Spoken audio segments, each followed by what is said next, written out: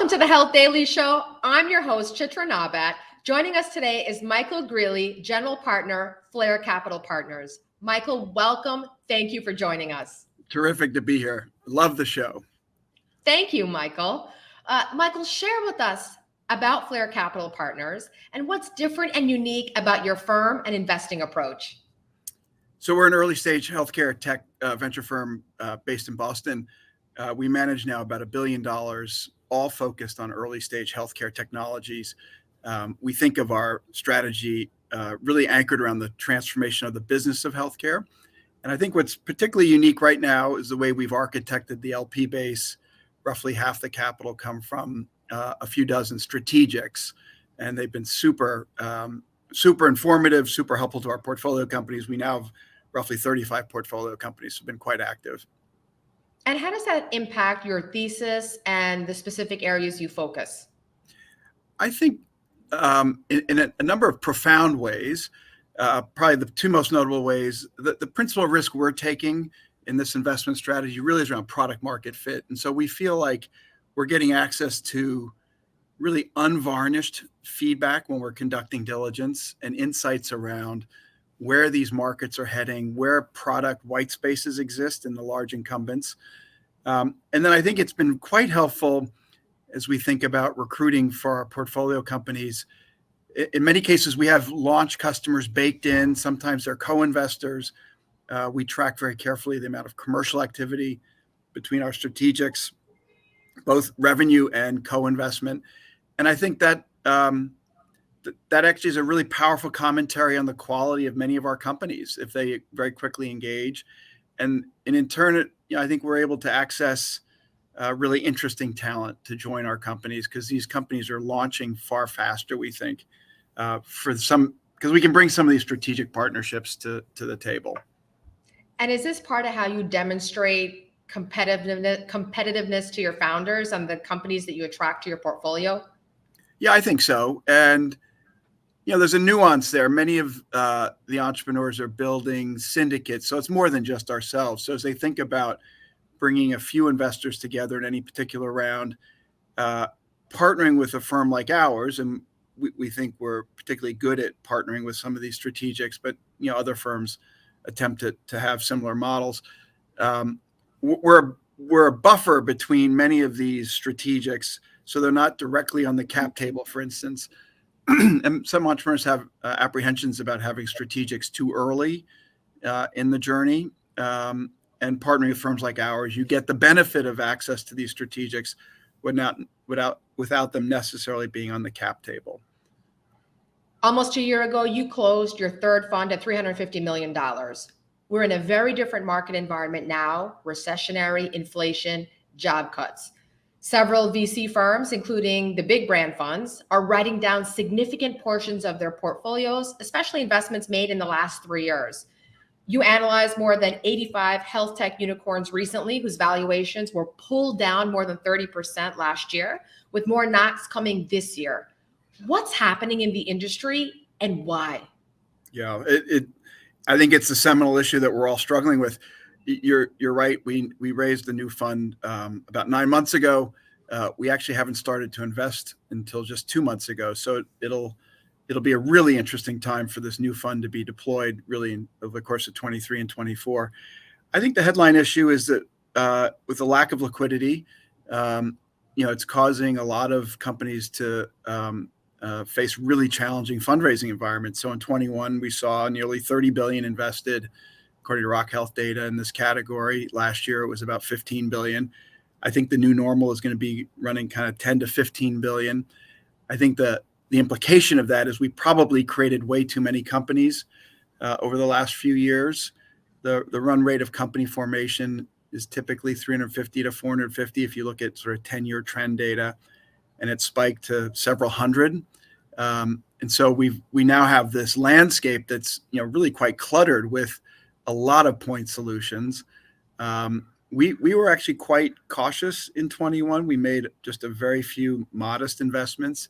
To juxtapose to now, I think I'd love to see us be very active, even more so than we've ever been as we go into this part of the cycle, in part because a lot of the big crossover funds that you identified, Chitra, have sort of fled the market. And there'll be a smaller number, but a number of great, we think, peer firms that understand the sector and how challenging it is. Just in the last 6 or 8 weeks, we've seen Chat GPT has come onto the landscape, and it's causing incredible, provocatively incredible opportunities in our sector. And maybe it's unleashed, maybe it has damaging implications, but it's not. The capital was cut in half. It's not like the problems were cut in half. The problems are as significant as they've ever been. And we have a very deliberate, measured pace to how we deploy capital, and really excited about the next 24 months.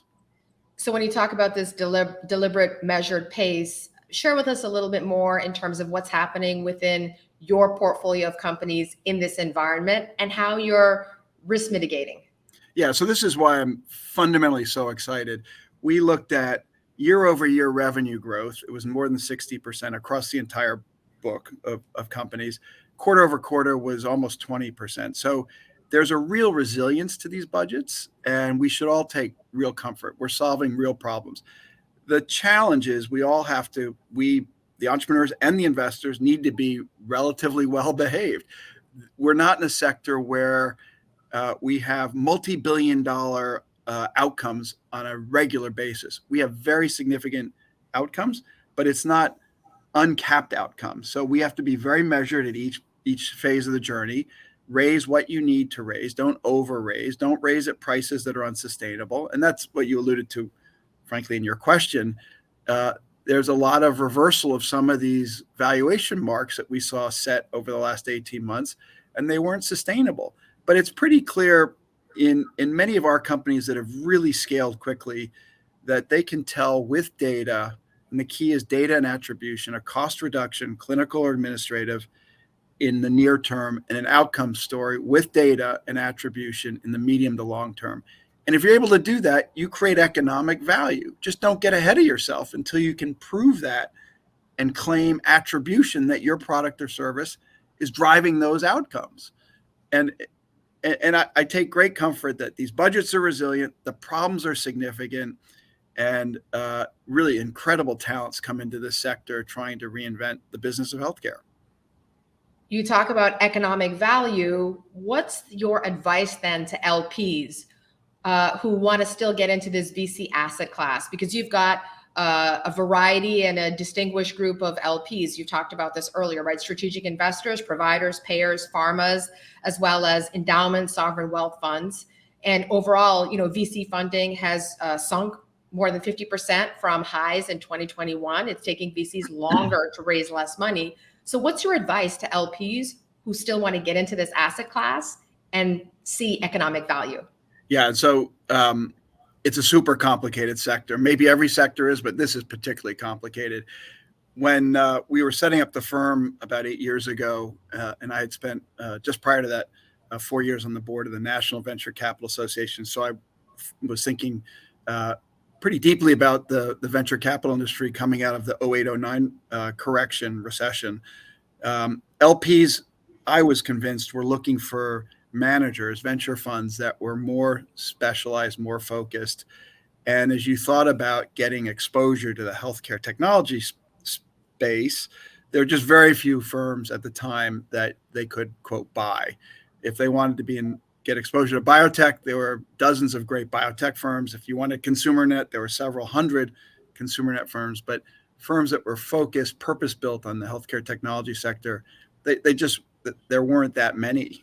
And so we wanted to architect a firm that, and you'll hear us talk about this, that was purpose-built to serve the needs of those entrepreneurs that were confronting really unique challenges.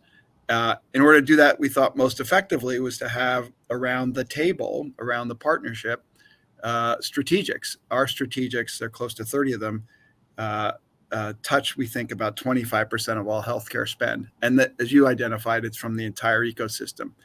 That's really powerful. And when we were able to aggregate those partners, the more traditional financial investors who also wanted exposure to the healthcare tech landscape, saw some validation that we were partnering with some of these household name firms, companies, hospital systems. They wanted to sort of join the party, and so we now have a number of very prominent family offices, endowments, foundations, sovereign wealth funds. Both of them add significant value to our strategy, either as customers or as co-investors. And what's really tricky about the sector, if you can solve product market fit, and that's probably 95% of the risk we're taking is really around product market fit, then you've got to scale these businesses. And the markets are so massive, the needs are so extraordinary. You need a lot of capital. And so having this balance of investors in our funds satisfies many of the needs of our entrepreneurs, which is they want early customer revenue validation, product market fit data, and they want to be able to more easily create or raise capital.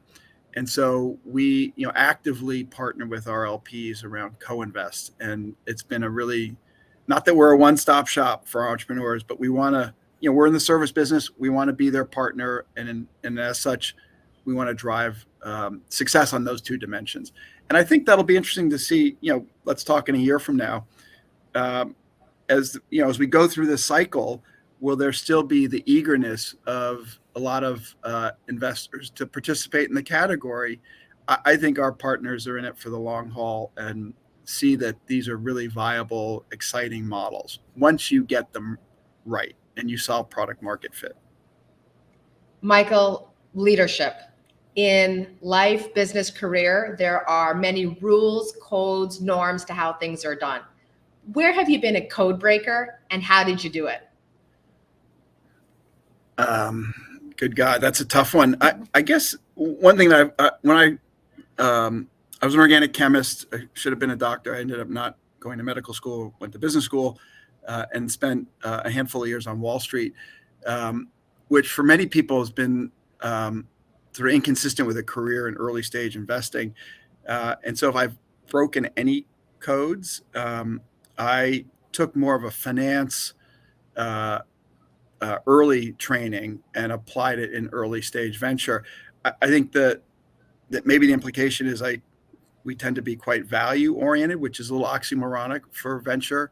But I think what softens the edges around that training, early training, and that was many years ago now, is we've built a really terrific investment team. And if you look at our website and you look at the team, it is an incredible array of very diverse lived experiences. We have people who worked at hospitals, worked at payers, worked in tech startups, are clinicians. And so I firmly believe that that group together will make better decisions over many years. And so if I broke a rule, I'm an early stage healthcare investor with a little bit of a Wall Street overhang. And I think that served me pretty well, though. Michael, thank you for joining us. My pleasure. Great show. I love what you're doing. Thank you so much.